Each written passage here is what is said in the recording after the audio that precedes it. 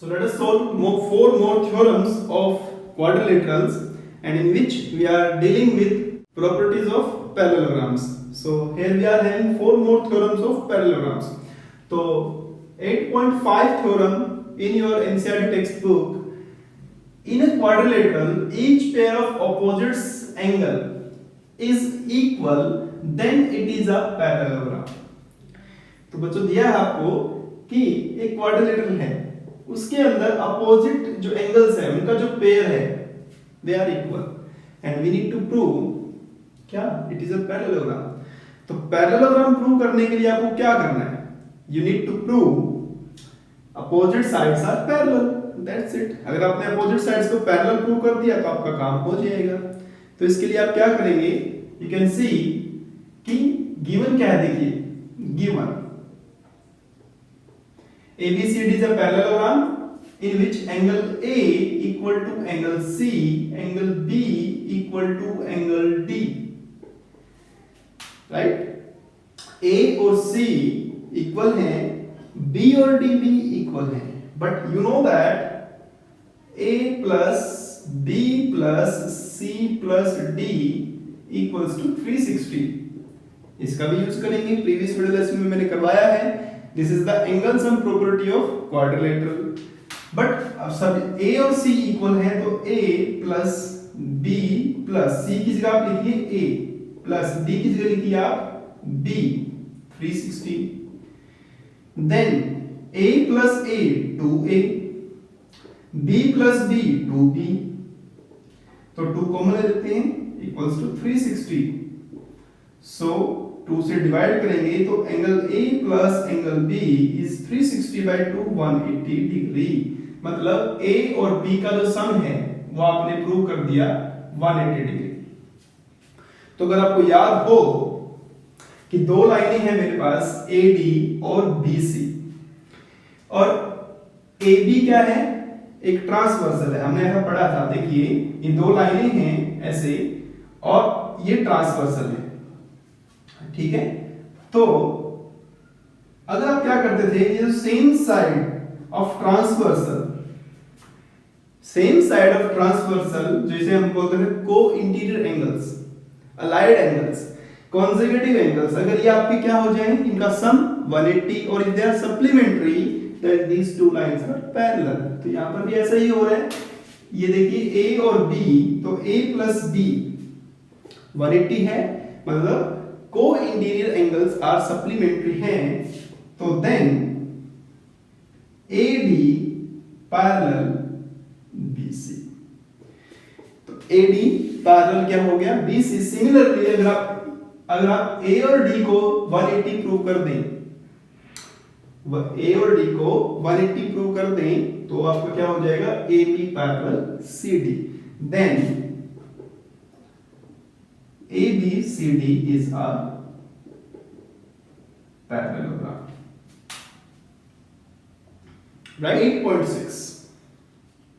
तो जो ये बुक में थोड़ा कम दिया है आपको, तरह से आपके लिए दिए हुए थ्योरम्स, तो ये सबको करना बहुत जरूरी है. एग्जाम में कुछ एक इंपॉर्टेंट है, सभी नहीं है, लेकिन आपको आना जरूरी है सभी थ्योरम्स को. तो diagonals of a parallelogram bisect each other. तो पैरेललोग्राम जो दिया है उसके जो डायगोनल्स हैं वो एक दूसरे को क्या करते हैं, बाइसेक्ट करते हैं. तो बना लीजिए, आपको यहां पर एक पैरेललोग्राम लेना है, बना लीजिए पैरेललोग्राम. तो ABCD is a parallelogram, it is given to you. तो जब पैरेललोग्राम दिया है तो आप AB और CD पैरेलल लेंगे, AD और BC को पैरेलल लेंगे, अपोजिट साइड इक्वल ले सकते हैं, अपोजिट एंगल इक्वल मान ले सकते हैं. मतलब इतना सब कुछ आपके पास होगा अगर ये पैरेललोग्राम है. अब ये देखिए ध्यान से, ये डायगोनल हो गया BD और ये डायगोनल हो गया AC.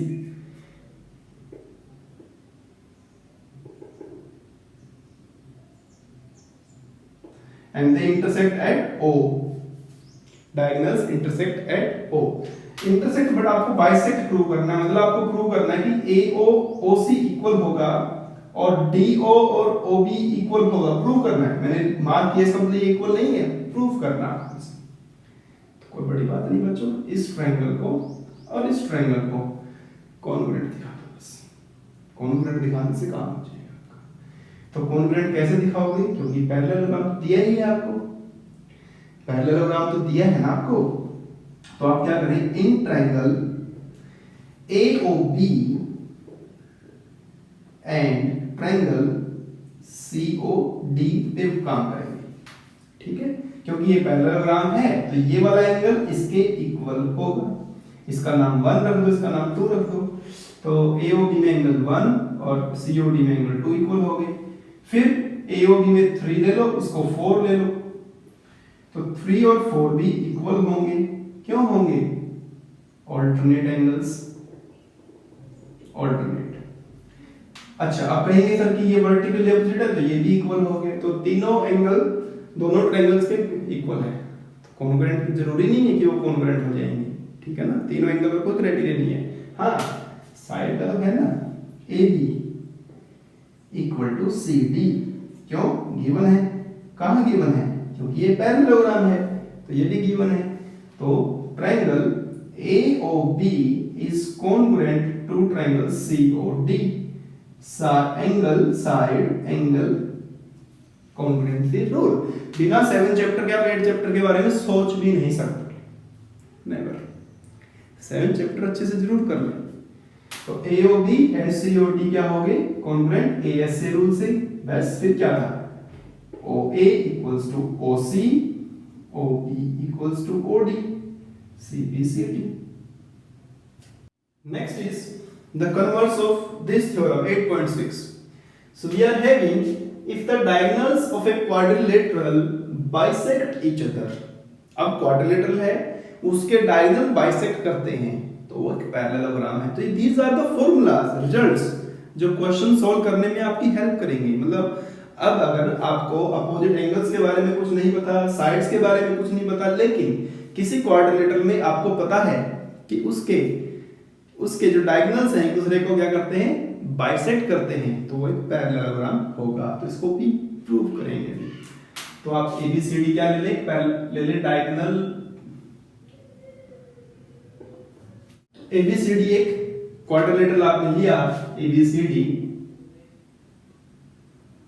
जिसमें क्या हो रहा है, diagonals BD and diagonals AC bisect at O पर बाइसेक्ट कर रहे हैं, ठीक है। मतलब इस बार गिवन है आपको, गिवन है AO equal to OC, BO equals to OD, this is given,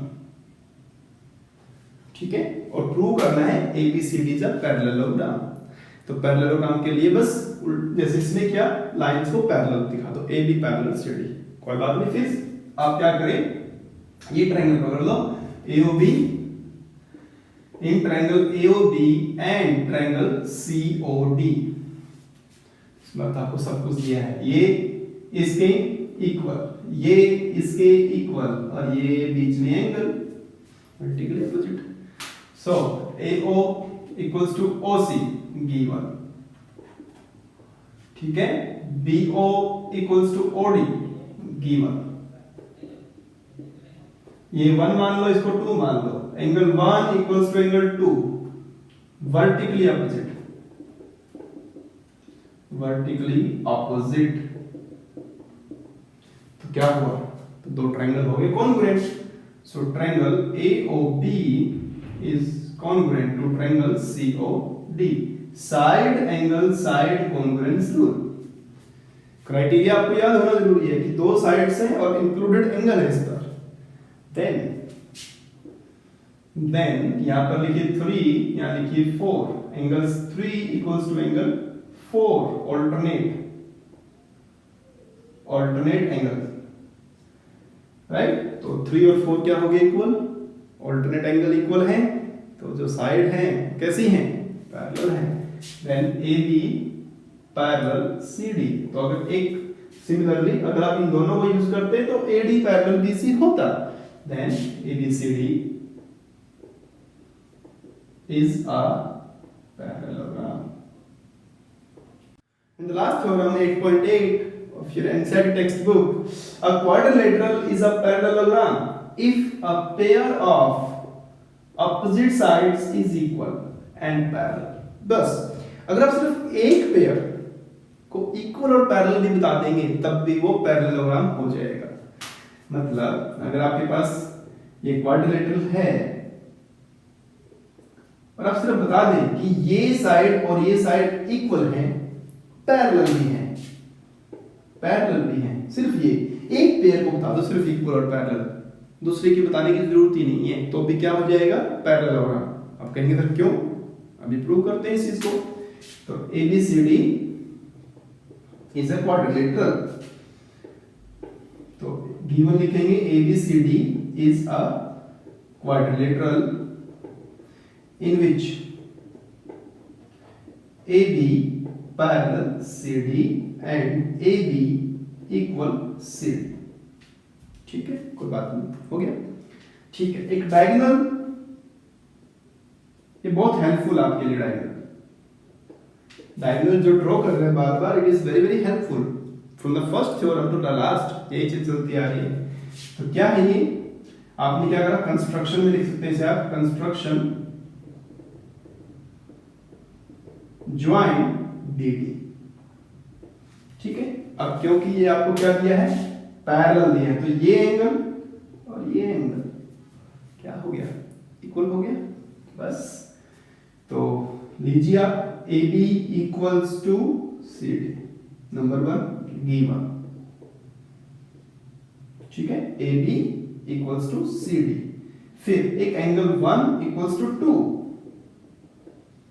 क्योंकि ABCD के पैरेलल भी है, पैरेलल है तो 1 इक्वल्स टू 2 होने से क्या होगा, ऑल्टरनेट एंगल, ऑल्टरनेट एंगल। ठीक है, ऑल्टरनेट एंगल हो गया। अब ये ऑल्टरनेट एंगल है और थर्ड आपके पास क्या हुआ, common, BD equals to BD common, then triangle ABD is congruent to triangle what, ABD or CD। It implies your BC parallel AD।